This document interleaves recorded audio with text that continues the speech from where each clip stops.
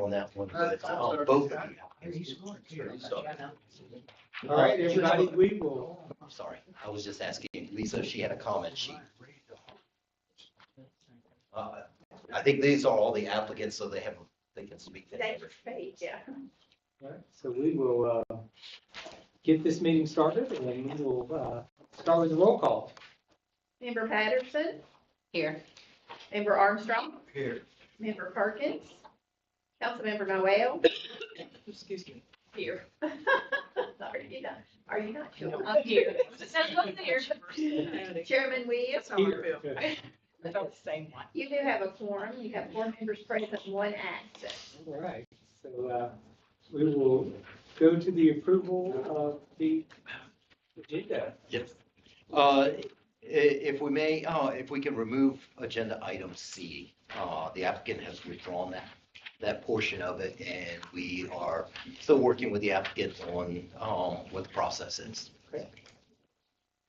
So we will entertain a motion to approve the agenda as amended. Motion. Got a motion? Second? Second. Got 2 seconds. All in favor? I do. Right. Motion carries. So looks to the approval of the minutes from our November 20th meeting. Got a motion to approve? Second? Second. Got a second? All in favor? Aye. All right, that motion carries. Constituents' comments, I think everyone here is just for the applicants, right? So we need to move on to old business, there is none, and new business, we'll turn it over to Tom. Okay. What's your? Okay. Excuse me. Okay. So this application is a request for a variance of a sign code application, and as I previously presented, the sign code is actually in the municipal code, and under Article 4-14024, any interpretation of the sign code, any relief from the strict application may be done by the Board of Zoning Appeals. This application is at 716 North Main Street. The request is for a relief of the 600-foot distance between billboard signage. And let's see here. Sorry, let me just move to the analysis here. Well, actually, let me go back here. So in using the criteria for variance, what I did was just basically use what is within our variance standards, our 10 standards. And in that way, we actually have, because the sign code doesn't provide for that. The sign code just basically says that the Board of Zoning Appeals can make an interpretation. But just for consistencies with any of the variances, we use the 10 standards for a variance. In this application, 2 of the 10 standards, as detailed in the staff report, were not applicable, and 6 of the standards were not met, and I can explain it more in the analysis, as well as the applicants are here that they can provide their testimony as well. So the request, and I only say 60%, that was just an estimated guess on it, because I think it's actually greater than 60%. So that's approximately 400-foot reduction in the spacing. The sign code under, excuse me, our sign code, there's 2 different sign codes here that are related to outdoor advertising devices, which are essentially billboards. One is TDOT's Chapter 1686-3. The other one is our sign code, which is municipal code 4 and 1400 is what they're saying, municipal code chapter 4. I always provide information on the other aspects of it, whether or not it relates to the code. This type of signage is permitted in the commercial zoning district as well as industrial. It's consistent with the adopted plans. The applicant's representative and the applicant supplied additional information last month on location of signage to support their application for this request. There were a number of signs that that were approved after the adoption of the sign code in 2005 that didn't meet the 600-foot spacing. In our sign code, well, let me just distinguish between the two. For the TDOT application, you can have 600-foot spacing along the travel way, not necessarily across the roadway. In ours, in the sign code, it specifically says 600 feet from any billboard. But the applicant wanted to highlight that there were several, there was more than several of them that were actually my sheet that didn't meet the current sign code, and they all occurred after 2005, after the adoption of the code. And our staff also went out and surveyed a number of these and found similar conditions. So in this application, you can see that where the dimensioning is from, there is another sign, another billboard signage across the street. This is a sketch plan from the applicant's TDOT submittal. You can see the location at 716 North Main Street. This is another view of it where the approximate locations are. And you can see the subject parcel is on the east side of the photograph, and the other signage that was installed in 2025. And it's approximately about 200 feet spacing. I was just using Google Google to measure it. Let's see, let me just skip all that. So the biggest distinction between the Shelbyville sign code and TDOT regulations, as I said, TDOT has a number of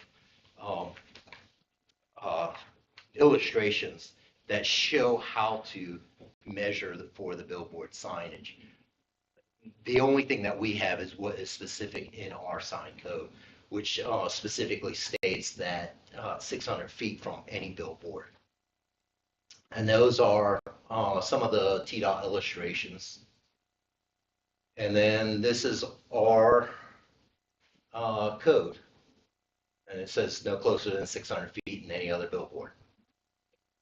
The other variations that we found where the sign didn't meet, you can see at 1401 North Main Street, 1310, it was under the required separation. This one's 546 at 748 North Main Street. And let's see. This was something that the applicant had provided for some of these ones. I was able to, some of the records that go back before 2007, I wasn't able to find.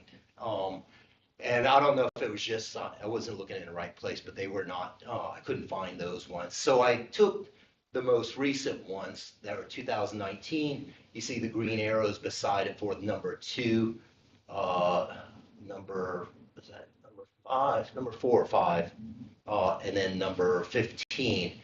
I did find all of those sign applications.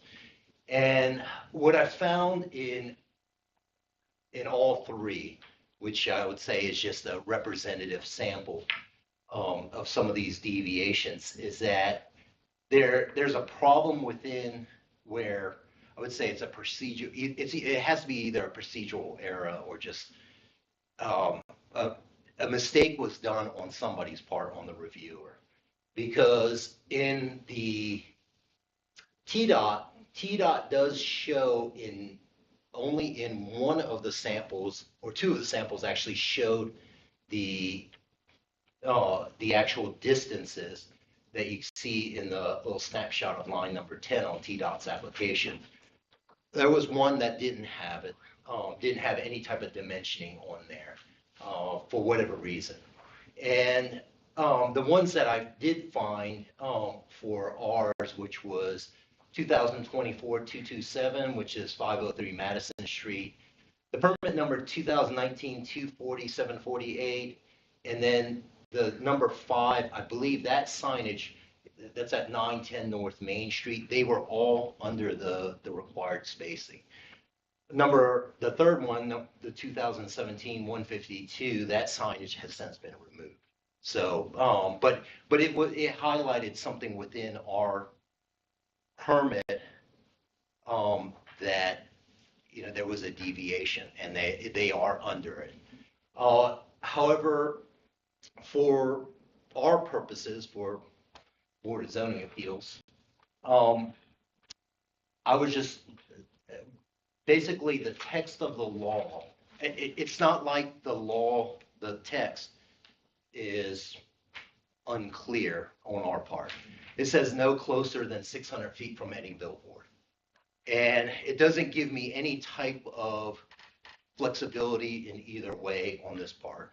So therefore, in the strict interpretation of the regulation, that's why this application was denied. And then in my staff report, as I explained in the standards, they did not meet the standards for it since it was self-imposed. And then at this time, we can let the applicants speak on this and present their part of it so that you can hear the opposite side. Or shouldn't say opposite side, but hear their clarifications, and maybe they can add to the provide testimony that might help them out. Thanks, Tom. David Parsons here on behalf of the applicant. And what Tom said is accurate. We don't dispute. So to just recap, no violation of any state or TDOT regulation. We're talking strictly of the city of Shelbyville's. And the distinction being that it's 600 feet on the same side of the road when TDOT's regulations are applicable versus the city of Shelbyville being 600 feet from any billboard. So again, not disputing that it's in violation of the 600 feet ordinance. The reason we're here is for the variance application. So asking for relief from that strict application. We've outlined a little bit in the materials we've provided, but there are other instances where billboards have been allowed that are less than 600 feet. We're talking about an area that's essentially purely commercial. I know you all are familiar with all the growth and businesses that are coming to this area. So highly commercial area, high traffic area. I don't think my client would be trying, to place a billboard here if there wasn't demand for it. So, like I say, we're here for the variance application because we feel like the justifications and benefits far outweigh any sort of negative impacts. I'm sort of guessing at the policy implication as to why this ordinance was originally enacted, but I have a feeling it has to do with oversaturation, concern with health or safety or driving violation, issues with drivers.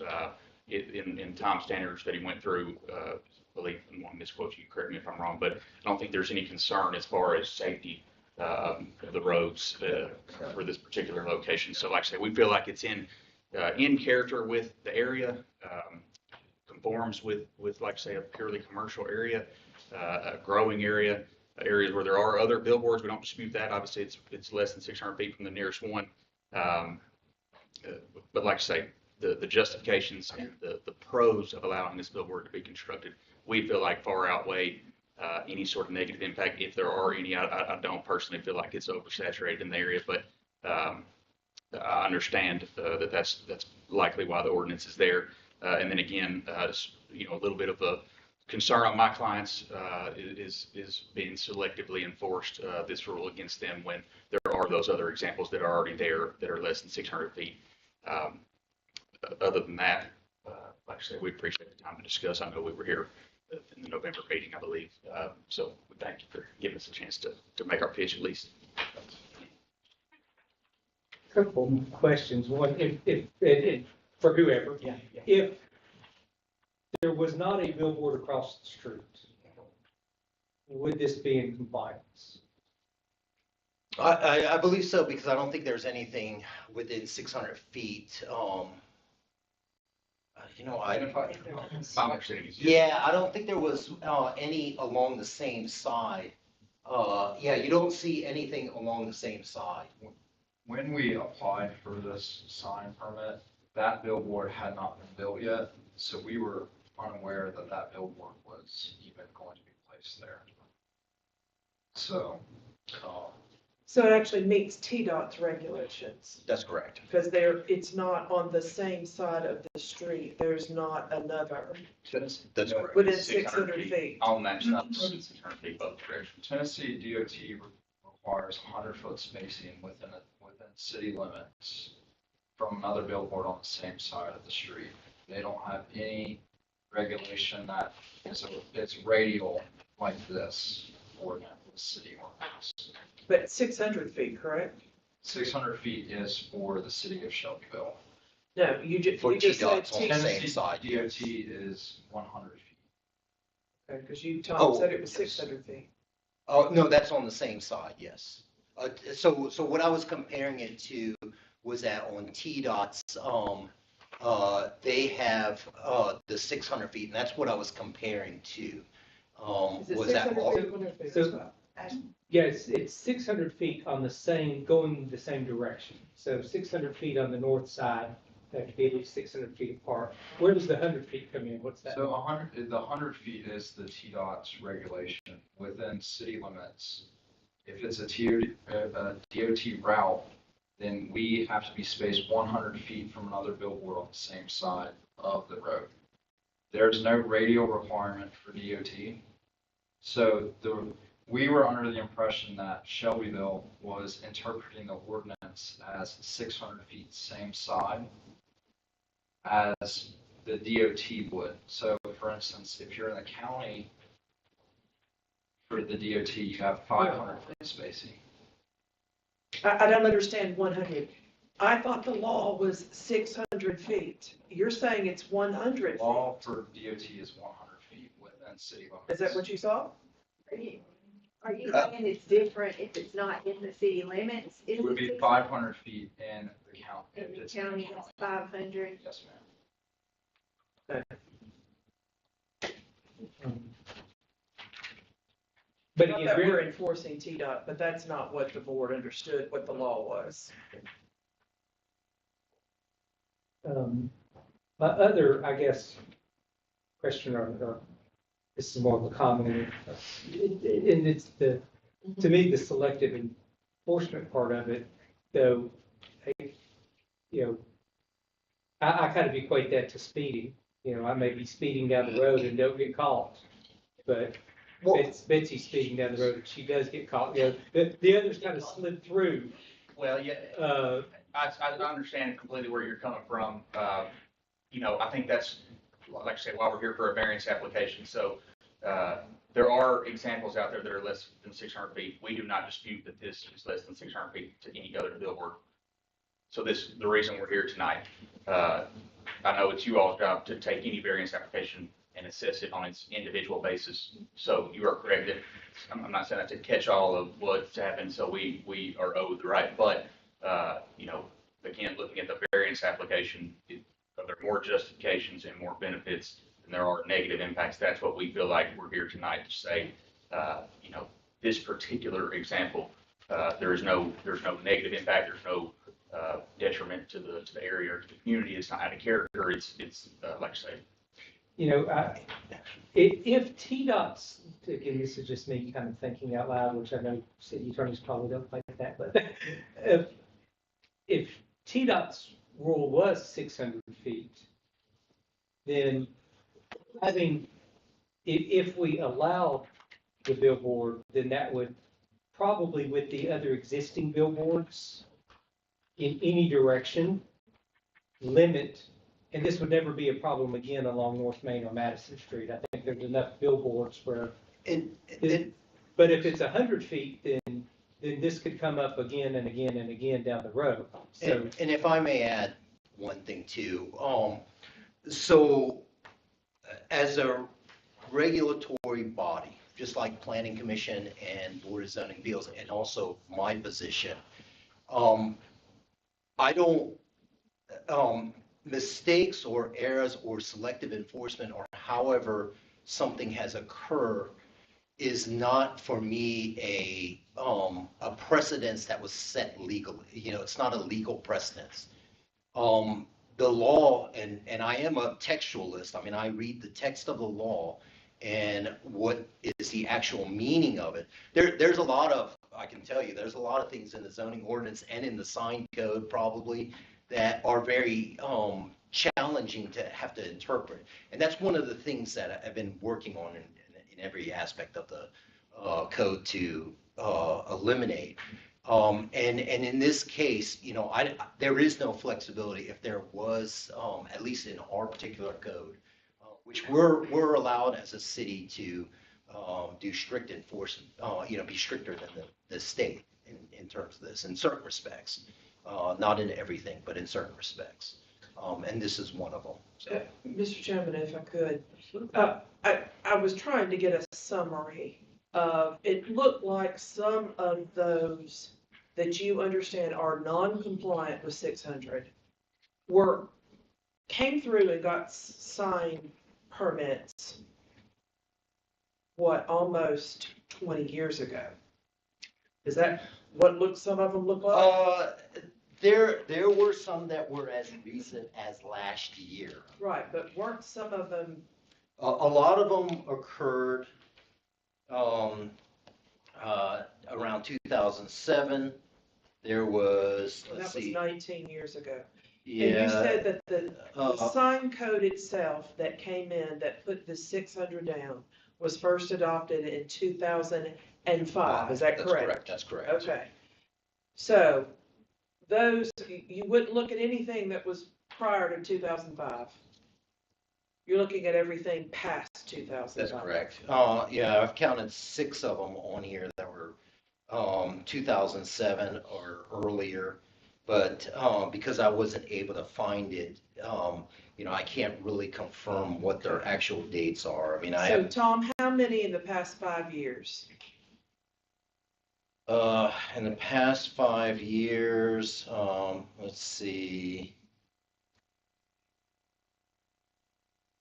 Have, 1, 2, well, since 2020, I would say that it's probably, no more than 5, but I don't have the numbers in front of me because I did do a count of it. Yeah, 2019, so 1, probably half a dozen of between the number that we have. There were, the list that was provided by the applicant had 18, and I think we actually had more. We surveyed even more. And so probably in the last, since 2020, I would say no more than 5 or And 6. you've caught what you think is the error on the application, why that's been getting through? I can't say that. I can only offer my opinion about why it was done that way. I think personally, I think it was just carelessness because they should have been checked, not just in the application. There should have been other documentation that was never provided. Oh, are you saying that you think applicants were not revealing that it was less than 600? Oh, no, I'm not saying that at all, because TDOT should be writing the distances on the application. I found one of them that didn't have any dimensions on there. But as a standard procedure, whoever is reviewing it should actually be scrutinizing it for not just ours, but also to verify TDOT's TDOT's application, because Right. TDOT can make mistakes too. But, you know, so I can only, I can only guess, make a educated guess as to why it was done that way. But you're right about, you don't have enforcement power in which you can make a decision to make an exception on those. It's not written that way. So, No, it's not written that way. So. yeah, it's not nice that we have got that much error in enforcement in the past. But that also doesn't give a right to stop enforcing the law as it is written. So can I ask for clarification on this 100? Because when I'm Google searching, some things I'm finding says no 2 outdoor advertising devices shall be spaced less than 100 feet apart on the same side of the highway on the primary system that is not a controlled access highway. Yeah, and in some ways that doesn't matter Because we're not enforcing TDOT law, we're enforcing Shelbyville law, and we know what the Shelbyville law is. Him just making that statement is not what has been stated here at this body. You all had been told that TDOT law was 600 feet, and so when he said that, I'm like, I just feel like you need clarity on what the law really is.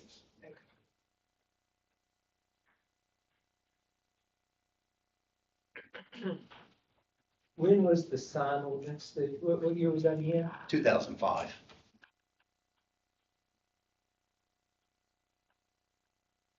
Did his application come in at the same time as the one across the street? No. It came in prior to this one. Just a question. Yeah, that I know of. It's, we weren't planning, took over the review of sign codes only, do you remember when we started doing that? It was just before this application. Before that, it's within, I still don't have authority to sign off on it. That is still a building matter, and that's how it's written in the code. And yeah, I don't know why either. But that particular one, it would have come in before this application. So, I mean, it was already constructed by the time that this one, this application came. Okay.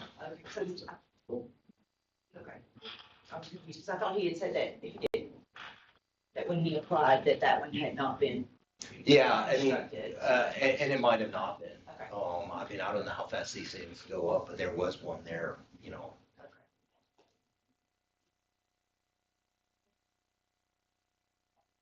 Given what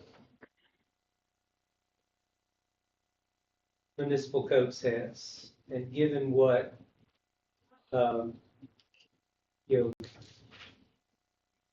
only way we have to interpret that is the variance. So it does not meet the variance, really. At least it doesn't appear to. I think the best course of action would be to petition the city council to review the sign code and say, do we really want to be this much more strict than TDOT sign code? And see if you can get the city to change the sign code to be less stringent. I would add, Oh, sorry. you're right, the process that which you all examine, consider, and review variances, of course, is governed by not only the state statute on this issue, but what we have put in our zoning ordinance. And those are the factors, you go through the factors. And so, and you usually don't do a use variance anyway. So unless there was something particular about the land, I don't know that you could truly step out and find that a variance is warranted here. I know David's argument. I don't think that if you want to say our failure to adequately enforce this in the past is a basis for that. If you did that, you're basically overturning the law and acting as a legislature yourself and changing what the council has voted on in that sense. So I would agree with you, this may be something we want to talk to council about.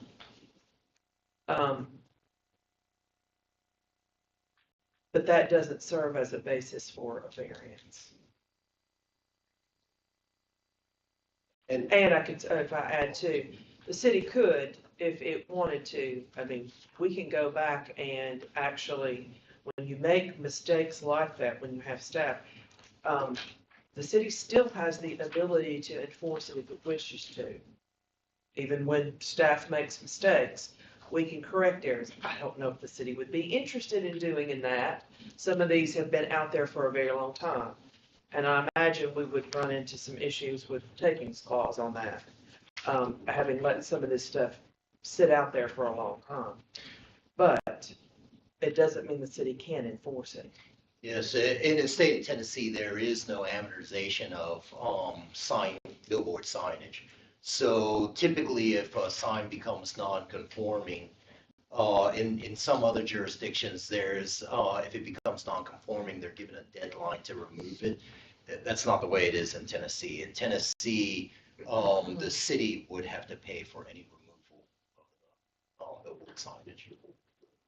So, and we are, planning, department is planning to, revisit the sign code in, later on in this year as well, because it is so, outdated, and there's a lot of things about that that's, problematic.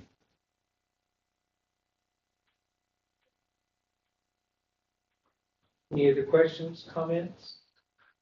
So at this time, what we do understand is it doesn't meet the requirement. Not the cities, City, not the city. the cities, Yes. yes. What's the distance again?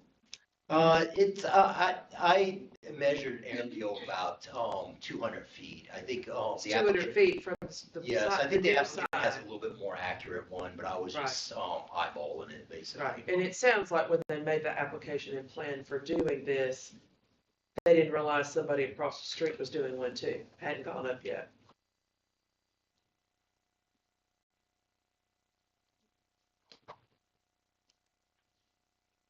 So, we will entertain a motion to either, approve the variance and grant, which would be granting the sign not conforming to city, municipal code, or deny the variance based on that it, does not meet, what was it, 6 of the requirements? Let's see, it was, 8 of the requirements. Two of them. 2 of them are not applicable. Yeah. Let me see, let me just count it. 1, 2, 3, I don't know if we want to spend any time on this. I mean, so yeah. I understand that the standards are sort of the basis for the variance being granted, but I'm not so sure it's black and white, is, like I said, we can go through each one of them if you all would like, but I think there are varying degrees of meeting or not meeting the standard. And I personally might move a couple of the ones that are marked as does not meet the standard to more of the inapplicable category. And I think also that there are several of those standards should weigh more than the others. David, if you wish to do that now. Okay. Address those. We want to give Yeah. this is your time for your applicant, your client to say what he needs to say or wishes to say. I have those two in front of me. I'm going to get to those rather than try to read that screen.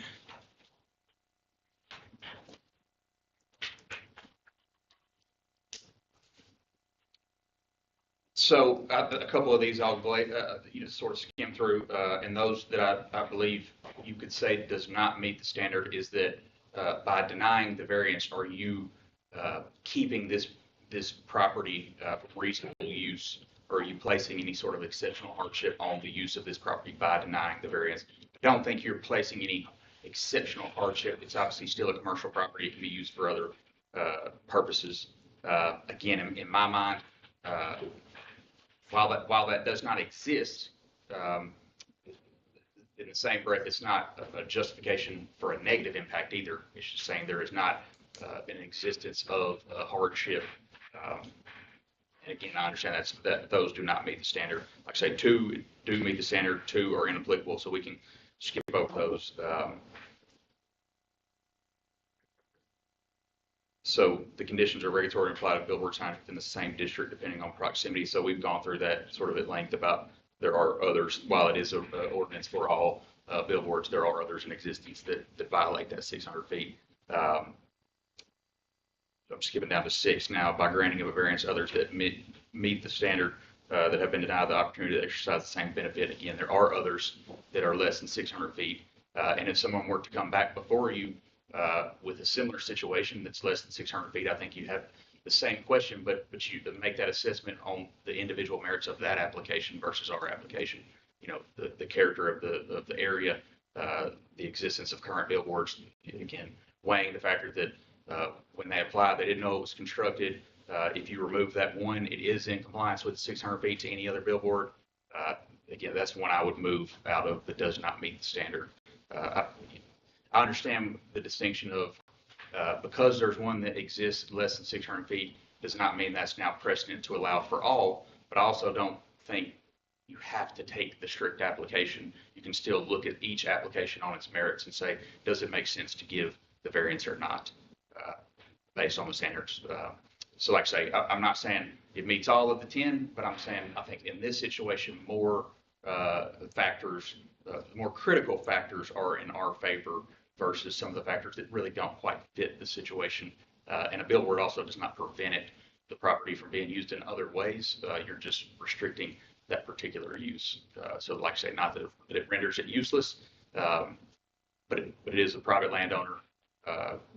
Like I say, I won't beat the horse to death, but for all the various reasons, we feel like the benefit, not only to the city, but to the landowner far outweigh any sort of negative impact, if there is any, other than just the fact that strictly applying the rule, it's in violation. And any questions, Tom, or if you feel like I misstated any of that? No. David, I may ask, what does your client believe is the specific benefit to the city? Well, I think it's like I say, as popular of an area as we have, who's going to use the billboard? Local businesses, businesses in the area, people in the area. Like I say, I don't think they'd put it here if there wasn't a demand for it. So while one person's eyesore is another person's, beautiful landmark, and that's all opinion. I do think it helps our economy. I do think it's in an area where commerce is supposed to happen. Where people expect to see billboards. So go through all the different things that are being built right now in that area. But I think this particular area justifies the variance more so than some other areas that maybe don't have the same character as the middle of our town where everybody's trying to be right now. And everybody wants eyes. There's high traffic. Everybody wants to be seen there. I mean, obviously it's a sought after area to have an advertisement. And, I mean, majority of our business is local advertisers to the areas in which we have signs. We don't do any national advertisers. So you feel that the city of Shelbyville would benefit from us having that sign there, just to, keep the mom and pop stores in business, and, keep them advertising their goods and services more than, Amazon and Walmart and stuff like that. So we feel that it would be beneficial to have a sign there for local businesses. And we do have some other advertisers on some of our other signs that are really interested in that area. So we feel like they'll be let down if we can't get this sign put up there.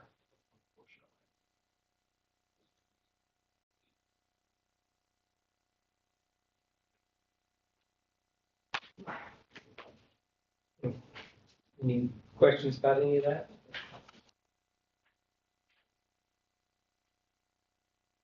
My only concern is going forward. We have a standard going forward, again, based on what we do here. I mean, we have a standard, and I understand. I don't disagree with much of what we've heard, but, how do we, as a group, react? Depending on what decisions we make, if we don't hold the standard going forward. A month from now, we may be sitting here facing another situation. We have a municipal guideline, 600 feet. Where does that put us? That's my concern. And that goes touch back to what we were saying. It's basically without something unique to it, what we normally think about, uniqueness that's unusual to everything else in the area for a variance. You basically then are acting as a legislature, acting as city council saying, we're going to reduce what the footage is. And I think that I agree with you completely on that both your statement and yours that, we do have the standard and then we have guidelines to look at the standard and, you know, whether we agree with the standard or not, we don't get to determine that. That is up to, that's up to you. But, Good hot seat. I gave up that a while back, but,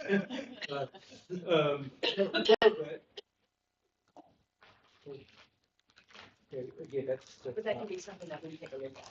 But that is, Things that's have something. changed since those standards It's- they've changed a lot. That's over 20 years ago. That's right. So, I mean, maybe there is time to update. Time to take a look at it anyway. It is.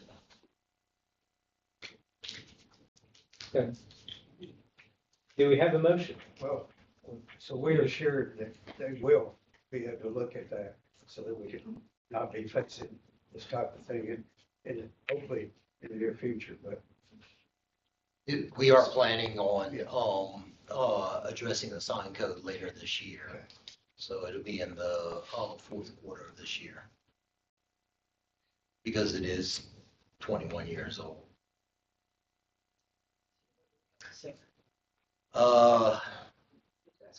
I was actually going to bring it up sooner, but, there's other pressing items from the planning commission that, they'd rather, and I can tell you, doing the sign code is probably gonna take over a year. Because of the amount of public involvement that you want. You know, we don't want to do a sign code, behind the scenes. There needs to be a lot of public interaction with that. Very similar to, comprehensive plans or those bigger plans too. So we want to afford a lot of opportunities for people to speak.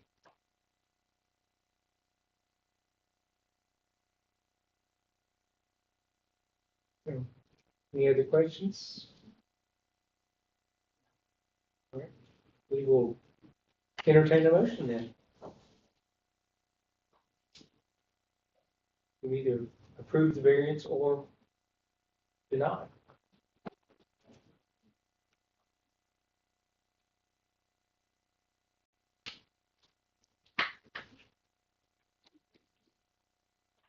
I'll make a motion that we approve the variance.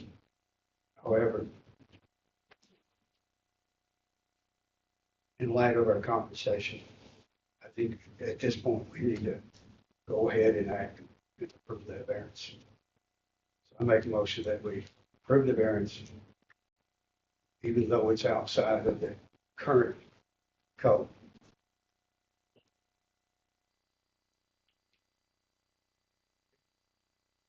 We do have a motion to approve.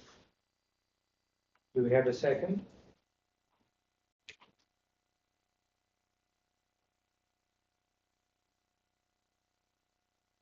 Great, we have to refresh my Robert's rules here. Without a second, it dies. That motion does. How many options? I mean, if we don't get a second, that motion just dies, and then we ask for a different motion. Oh, you want to know how many times you have to call for a second? I think two. Two or three? Two. There's no second. There's not really not a set motion. I said number. So Ginger, just to clarify, Mhm. when somebody makes a motion for that, if we are stepping outside of what the council has voted on 21 years ago, Yes. what ramifications do we have? If you approve this variance, I think you open it wide open for everybody else to come in. Because I don't see that there's anything that meets in terms of the variance. In terms of the actual physical property, there's something different about that parcel compared to the one next door and the one next door and everything in that area. That's what variances are based on. It's usually something topographical, size, you've all seen, if you've been on here long enough, you normally see really old lots in the city sometimes can't meet setbacks. That's what variances That's are what normally for, The next one is. which is, about. yeah, that type of thing.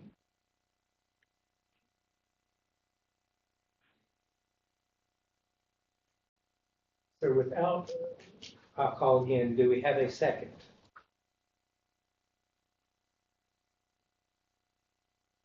And that motion fails. Do we have another motion? Yes, to deny Do you have a motion to deny? on the basis of what we've learned today and on the ordinance, it doesn't meet the guidelines. Does it meet the guidelines for the variance? Do we have a second for that?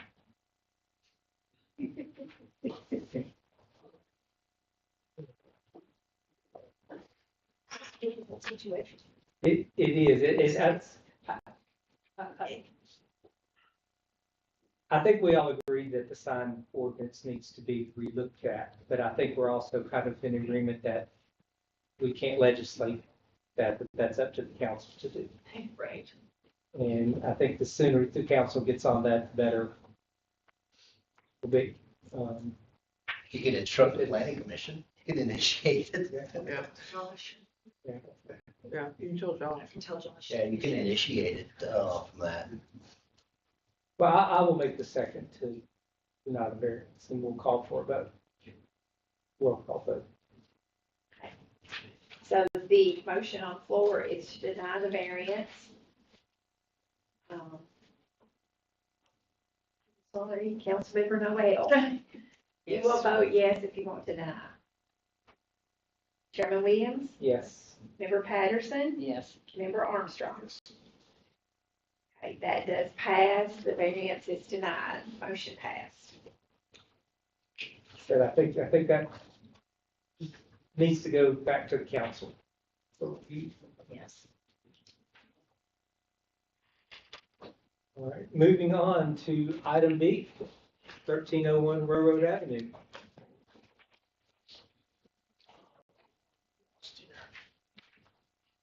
Oh, okay. This application is for a variance of setback of, allowing an encroachment of an 80-foot by 90-foot addition for a bulk storage and maintenance operations for Cooper Steel Fabricators. The encroachment is 17.75 feet into the front yard setback, which is, it's actually the southern road, which is Railroad Avenue. Let's see, I will just go to the analysis first. This is what they're requesting. It'll have to go through site plan application for planning commission because it's an industrial and it's required by our code. But they need the variance in order to construct the addition onto an existing building that was constructed in 1984. From our research, and here's a plan view, as early as 1989, this was zoned I2. I found the actual 1989 zoning map. That's the official one. It was zoned I2. You could see from this highlighted where the encroachment is on the setback, and you can see the existing building. The orange and the yellow are both setback lines. So this is a comparison of the bulk regulations. The existing meets everything but the encroaching on the setback line. And what they're requesting is that that building at its closest point is 72.3 feet instead of 100 feet. This is all consistent with our future land use map, and you can see from aerial photographs over the years, as early as 1992, same building on the location of it. Sorry. One of the comments within the within 10 standards is that this is supposed to be the minimum required. Take this. The minimum required for relief, and I'll shine on this one here. You can see how this property line here goes straight, and there's a certain angle up, which increases the level of nonconformity as it compares to the historic building. Do you want me to shine on this No, one I'm too? asking, do I need to move? You see over my. Oh, no. So this point in the building is actually moving closer to that front yard setback. And This is not a condition that the applicant, or the owner had created. It was an existing lot. So that's why it justifies a variance. It's just a matter of degree. I'll pass it over to the applicant to explain why this building needs to be set the way it is, since there is also more room along the interior of that lot. And if I go to, you can see it here. It's basically a flat parcel. There's nothing that might prevent a barrier. But in this case, the applicant might have a little bit more information that can So elaborate just to on. confirm, this is the existing building, and they're adding, once you add this way, No, sir, to the west. That's Back it, here? yes, sir. Can you go back to that one slide? Yeah. so, It kind of shows the, there, one more, go to there, it's right there. Do you see the, okay, I see no addition. you see the addition? Yes, sir. So the current building, Is that old building? That's Yes. right, we're just matching that line. Yes. current building's already, That's correct. That's 1984, and it's running straight along here, and then the addition is following along that same plane of the wall. But because of the way that the setback is, it's a triangular piece of lot, it's very atypical. But because of the way that the lot is configured, it's encroaching further on that side. You want to point it? Sure. Just don't point anybody in the eye. So, and go back, kind of give you some context as to why. introduce yourself. That's a good point. My name is Josh Bobo. I am representing Cooper Steel tonight for this variance. I'm going the wrong way. Let's go back this way. All right. So, if you can see, I'm going to point to behind me. This building here is called our Bolt Bay in this bottom right corner. Cooper Steel is growing, as if you've been around. Cooper Steel continues to grow, and God blesses this company. That building there, we're looking to add about 30 spaces, 30 offices right here in this building right here. So that building is currently our bolt storage and mechanic shop. We're looking to move that operations to the building that we're talking about now, which is expanding this 80 by 90 right here. So that is kind of the catalyst for why we're requesting this variance. We're looking to continue to grow, and in order for us to move that one operation from that bolt building that's at the corner there, 513 North Hillcrest, we're wanting to move the operation to here to do that. And that allow us to have more office spaces. Again, that operation there, been looking at it with Tom, pointing out, hey, we're encroaching on the setback. So in order for us to do that, we took that 80 by 90 foot is what we were required out of that building at 513. That's why we've come to that number there. So again, look at the 10 standards, until we look at that. But once again, it feels like it's atypical. And when we purchased the property, like I said, the building was already there, already, approaching on the 100-foot setback. So we didn't really set it up that way. It was kind of the way it was. So. And if you go back to the plan, I don't remember which way it is, right there. So the question that I had was that, so you've got perpendicular to that. So the question then becomes, why can't it be offset, or why can't Sure, I think you maintain a 17 point? sure. Our operation is what's dictating that. So let me go back to the area. All right, so if you see, these are all our tractor trailers right through here. So we store a lot of our finished product, a lot of our waiting to be called raw material. So we still want to be able to utilize the space right back here. So we have areas where we can back our trailers here. So by maintaining this line, if you go coming straight out, that allows us to come back here and access this area where we stage all of our mechanical equipment, forklifts, that sort of thing. So we still want to be able to drive around and access that area. Doing what you were suggesting, Tom, if we cut that back to where we don't utilize the variance, we cut down on our square footage that we need for the operation to be moved. And if we do a full shift, then that again approaches back there where we can't really swing around and get to everything that we need to on the backside. So that's why we wanted to maintain the uniform shift out this way. Go back to the line. There. Yeah. So as you can see, moving it to the north, you go to 23 or 25, 27 feet, whatever. Yeah, the approach is where we can't go back that way. So that is why. Any other questions or thoughts? Those are my reasonings. We go to the 10. Sure. And I will say that there is an alternative way that doesn't require a variance, but, we can talk about that in a little bit here. Sorry, yeah, so, these are the 10, standards for it, and, I can't remember how many, um,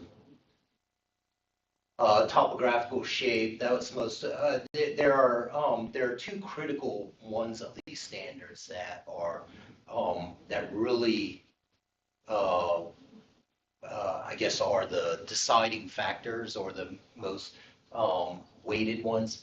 And that's number one, has to do with the physical surrounding shape of the topographical conditions, and it's obvious in this one, that it meets the standard because this was a condition that was not created by the owner and applicant. The other one is number 5, which is whether or not it was, it's a self-imposed, hardship.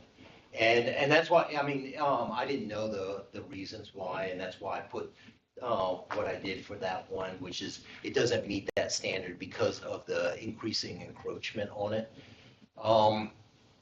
The way that our code reads is that when you have two front yards, whatever is the addressable side, the opposite side would be considered the rear, and then the other one would be considered, a side yard. And so the trick, I mean, it's well within the regulations too, is that you change the address, to not on that side. Because I know about the plans that are going on for abandoning this right of way, and I think that you've got operations going on that side. If it was not even an address on the Railroad Avenue side, that would no longer be the addressable side. That would be the rear, and then you would have the sides. But if you had it on another side, it would basically be, opposite side and front, and then you would have 50 foot setback.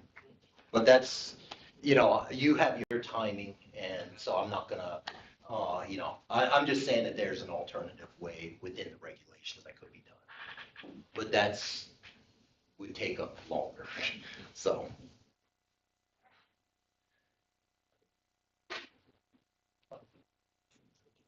So you're saying if they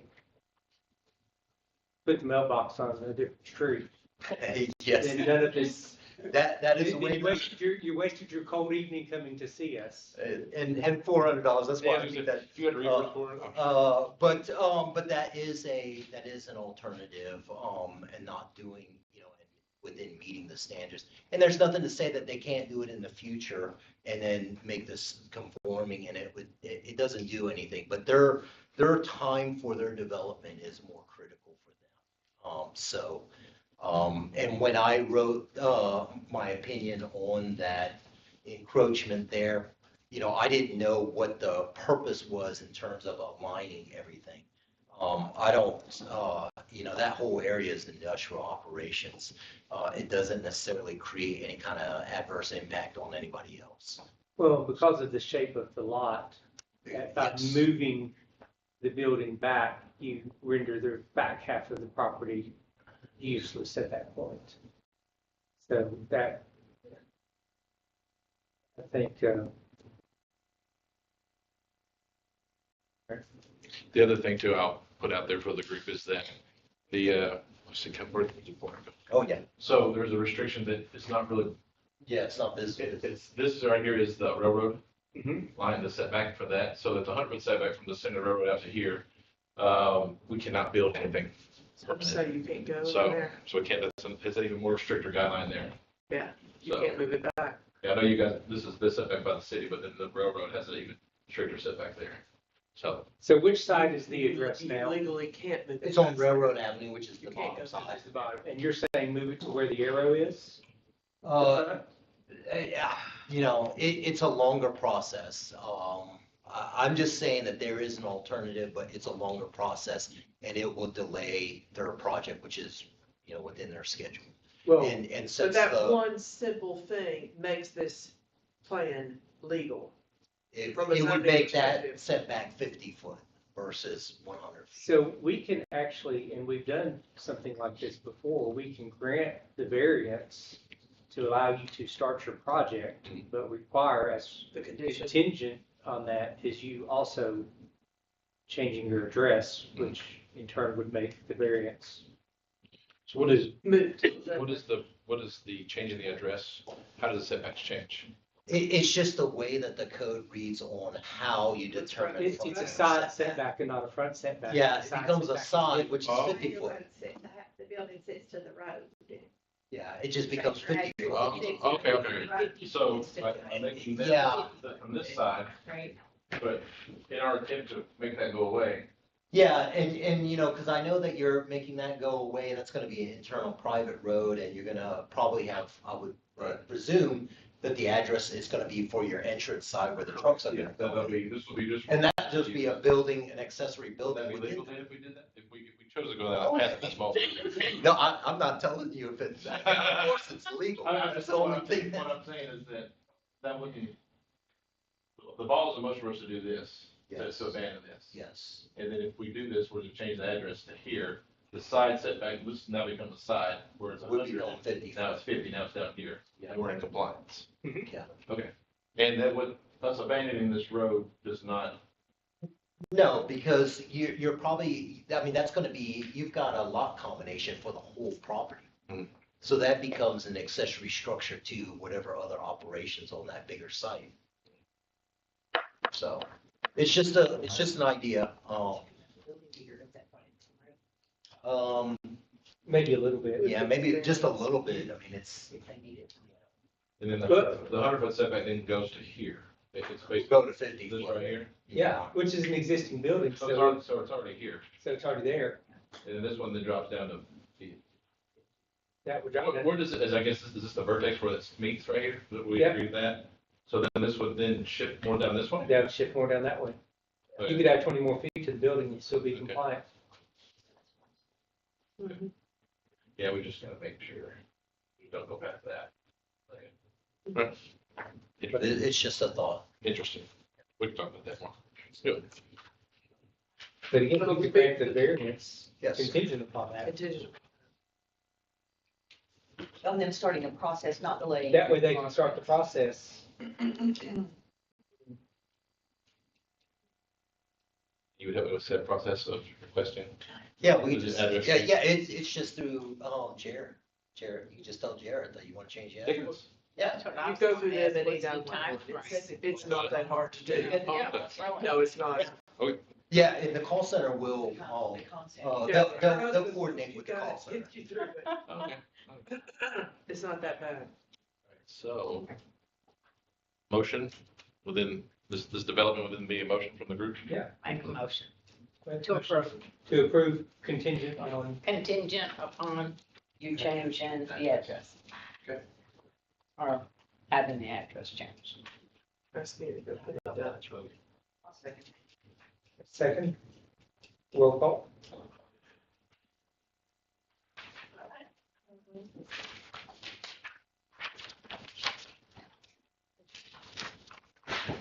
Sorry, I can't just get hold of it. All right. Chairman Williams, Yes. Member Patterson, Yes. Member Armstrong, Yes. Councilmember Noel. Okay, that variance was granted. What? Next on the agenda is the election of a chairperson, vice chairperson, and secretary. And, secretary's real easy.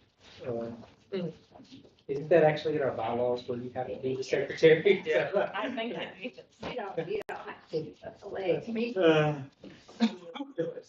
So we will entertain a motion for a chairperson for this board.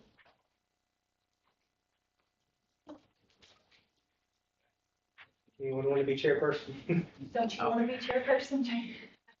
I will serve again if called upon, Nominated. nominated. I'll make a motion for Jane Williams. And I was chair. Yes, and I want absolutely second. You have a second? All in favor? Yes. Any opposed? Vice chairperson.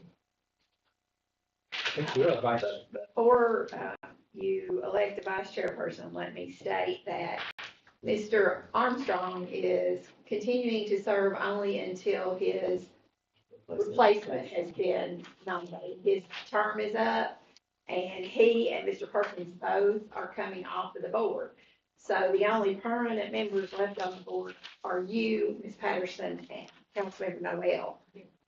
We hope to have 2 new appointees, so if you would like to defer that until then, or if you want to choose from this rotating. Vice Chair? Yeah. Then we will defer the nomination for Vice Chair till our next meeting. And on to other business, approval of training hours. I did not. Okay. I'm sorry, that's my fault. We've got to defer those two because I didn't list them. I don't know who all attended. Yeah, I don't remember who, you I was attended and you attended. There's a link, I watched the link. Yeah, oh, and then you get to, yeah, you We get that get too. the hours for that. And I'm gonna have, probably one every quarter. So, I'm start doing that. Okay, well, if you all don't mind, we'll defer We'll that defer that until as the well. next one. And There's- We'll get those. No other business, then we will stand adjourned.